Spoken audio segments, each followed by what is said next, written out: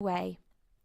In glowing sentences, he painted a picture of Animal Farm as it might be when sordid labour was lifted from the animals' backs. Until now, the animals had been about equally divided in their sympathies, but in a moment Snowball's eloquence had carried them away. In glowing sentences, he painted a picture of Animal Farm as it might be when the sordid labour was lifted from the animals' backs. His imagination had now run far beyond chaff cutters and turnip slicers. Electricity, he said, could operate threshing machines, ploughs, harrows, rollers, and reapers and binders, besides supplying every stall with its own electric light, hot and cold water, and an electric heater. By the time he had finished speaking, there was no doubt as to which way the vote would go. But just at this moment Napoleon stood up and, casting a peculiar sidelong look at Snowball, uttered a high-pitched whimper of a kind no one had ever heard him utter before. At this there was a terrible baying sound outside, and 9 enormous dogs wearing brass-studded collars came bounding into the barn. They dashed straight for Snowball, who only sprang from his place just in time to escape their snapping jaws. In a moment he was out of the door, and they were after him. Too amazed and frightened to speak, all the animals crowded through the door to watch the chase. Snowball was racing along the long pasture that led to the road. He was running as only a pig can run, but the dogs were certainly close on his heels. Suddenly he slipped, and it seemed certain that they had him. Then he was up again, running faster than ever. Then the dogs were gaining on him again. One of them all but closed his jaws on Snowball's tail, but Snowball whisked it free just in time. Then he put on an extra spurt, and with a few inches to spare, slipped through a hole in the hedge and was seen no more.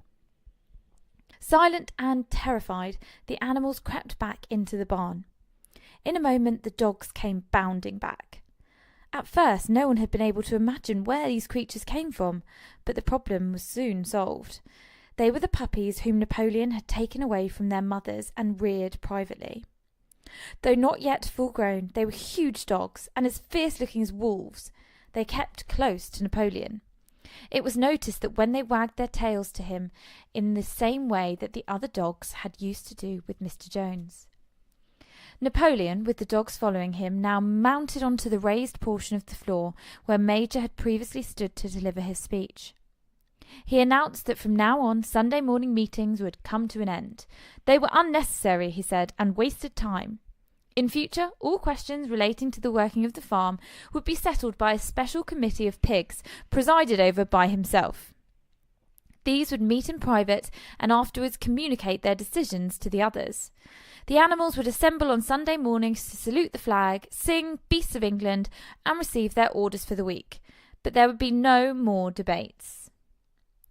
In spite of the shock that Snowball's expulsion had given them, the animals were dismayed by this announcement. Several of them would have protested if they could have found the right arguments. Even Boxer was vaguely troubled. His ears set back, he shook his forelong several times and tried hard to marshal his thoughts, but in the end he could not think of how to say anything. Some of the pigs themselves, however, were more articulate. 4 young porkers in the front row uttered shrill squeals of disapproval, and all 4 of them sprang to their feet and began speaking at once. But suddenly the dogs sitting round Napoleon let out deep, menacing growls, and the pigs fell silent and sat down again. Then the sheep broke into a tremendous bleating of 4 legs good, 2 legs bad, which went on for nearly a quarter of an hour and put an end to any chance of discussion.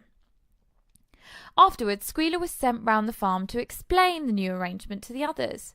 "Comrades," he said, "I trust that every animal here appreciates the sacrifice that Comrade Napoleon has made in taking this extra labour upon himself. Do not imagine, comrades, that leadership is a pleasure. On the contrary, it is a deep and heavy responsibility.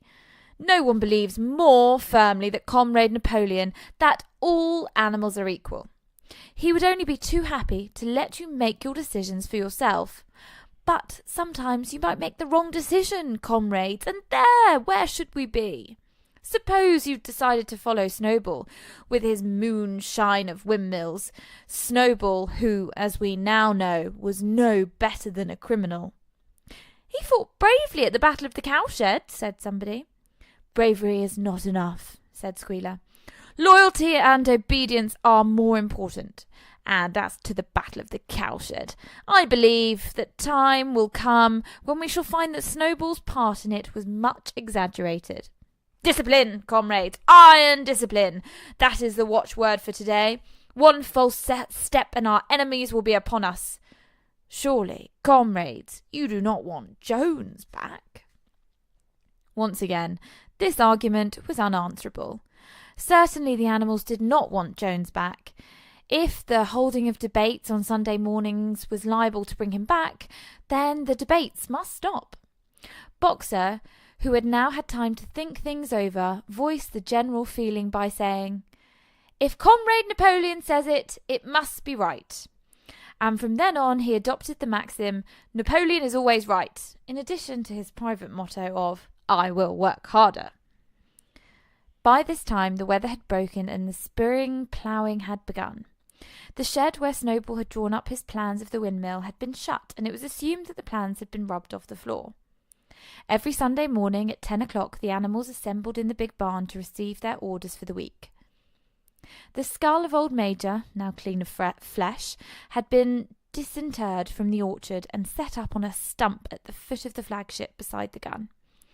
After the hoisting of the flag, the animals were required to file past the skull in a reverent manner before entering the barn. Nowadays they did not all sit together as they had done in the past.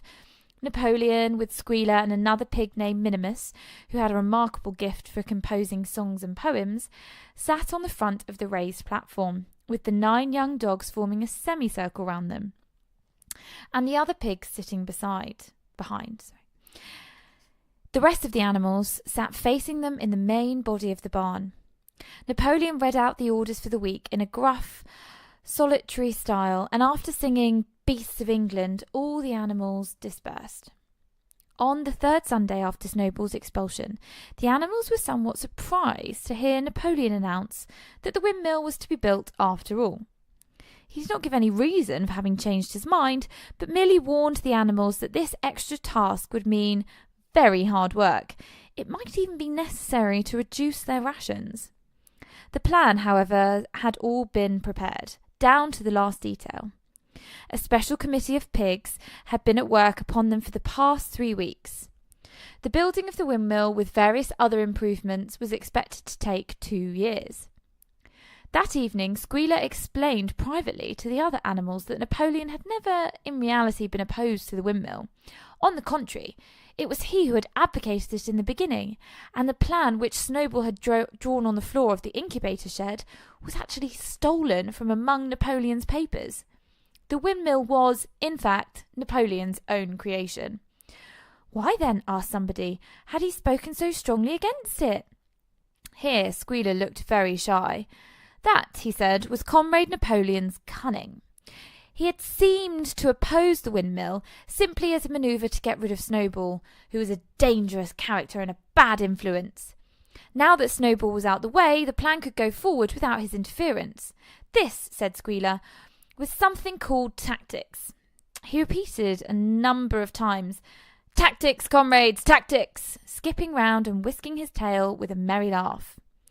The animals were not certain what this word meant, but Squealer spoke it so persuasively, and the 3 dogs who happened to be with him growled so threateningly, that they accepted his explanation without further questions.